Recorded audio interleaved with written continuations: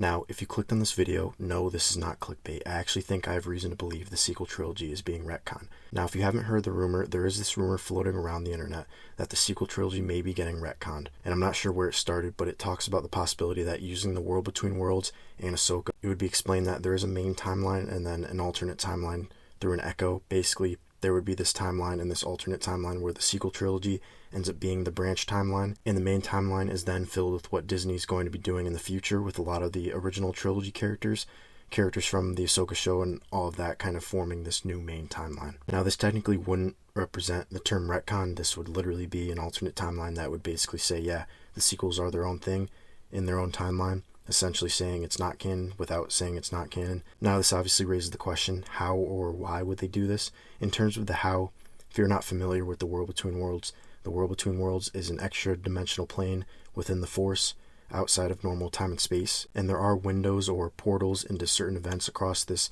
extra dimensional plane where the person inside the World Between Worlds can enter the moments in time and theoretically change the past, thus changing the future. Now, you can obviously understand why it hasn't been used much.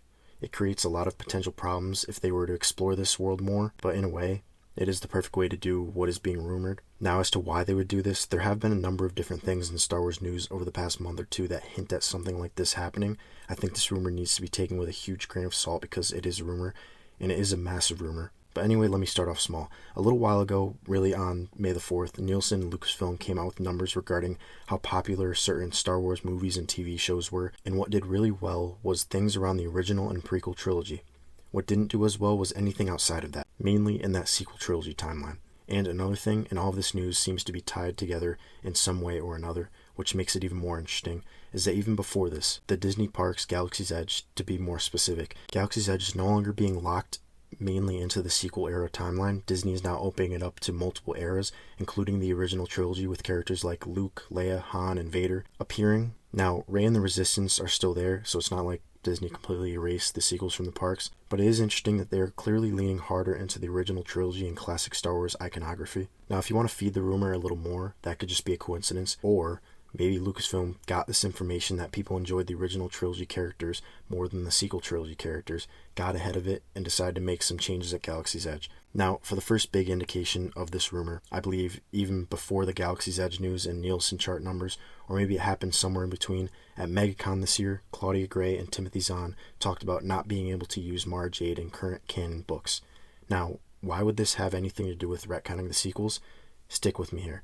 Why I think Lucasfilm and mainly Dave Filoni was telling them not to use Mara Jade in these books is because instead of having these authors introduce Mara Jade into the current canon, I think Dave and whoever else is involved have their own idea of how they want to introduce Mara Jade into canon. They probably wanted to do it themselves instead of having her introduced by authors in books where maybe they wouldn't have as much control over her as they would want, especially if the plan is to incorporate her into the live action canon. Now stay with me here. The last thing I want to talk about, and really it's a few reports bundled together, is what I think intertwines all of this.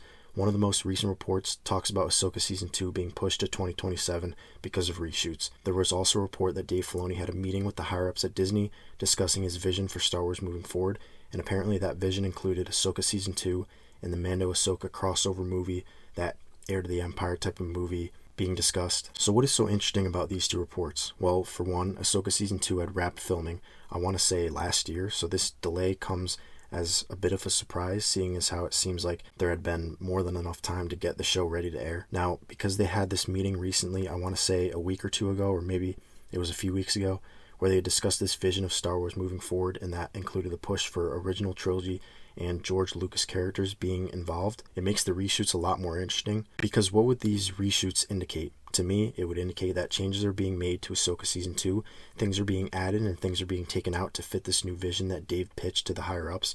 It would make sense that they would now need more time, because they basically want to use Ahsoka Season 2 as this ramp-up of sorts to lead into the crossover movie that Dave planned to do, which includes the original trilogy characters.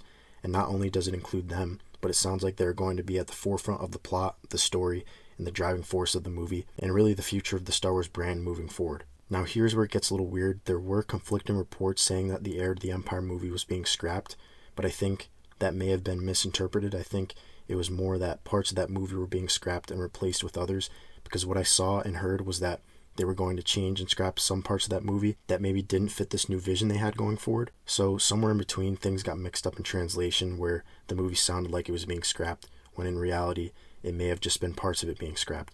Now I want you to think about what all these reports have in common for a second. All of them kind of indicate the shift in the vision of Star Wars moving forward. We haven't heard a ton about any of Rey's upcoming movies or the Simon Kinberg trilogy. Obviously, there is Starfighter, but that seems to be more of a standalone thing. What all these reports have in common, or at least the theme of all these reports, is the OG characters coming back and being at the forefront of this new push, this new Star Wars vision. Because what I also saw reported, and probably the most interesting thing, is that the Ahsoka movie is now becoming more original trilogy character-centric. Characters like Luke, Leia, and even Anakin are being brought more to the forefront. Now, Anakin had a pretty big role in Ahsoka Season 1, and apparently that role is becoming even bigger in Season 2. They're supposedly doing some crazy stuff with him, and I think that will lead into this crossover movie where he will also be involved. So they really seem to be shifting their focus away from the sequels, and while I'm not saying this rumor is true, I do think there is reason to believe within this rumor there is some truth. Now, will it be the case where they use the World Between Worlds to explain this alternate timeline that becomes the sequel trilogy, or rather, the sequel trilogy becoming an alternate timeline because of an event caused by someone using the portals, while what they're going to do going forward becomes the main timeline?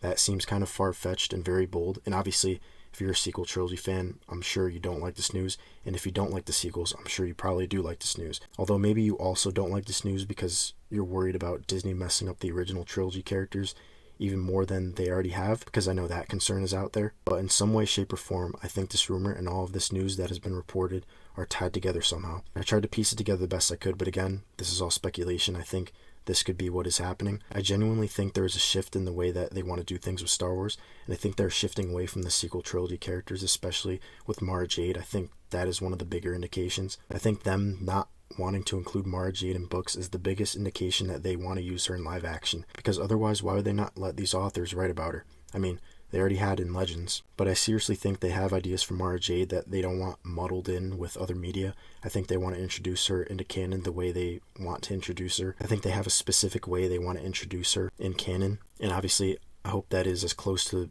the Legends character as they can possibly get. And if that means Luke, Mara Jade, a romance with Luke, and maybe even them having a kid, then that is what I think they should do. Now, with that being said, that also means you can't really have the story with Luke and Mara Jade and then still have the sequels. Those two things don't really go together, which is why I'm skeptical about that. If they don't retcon the sequels and they keep the story the same while forming Mara Jade's story around that, I think that is the wrong way to do it.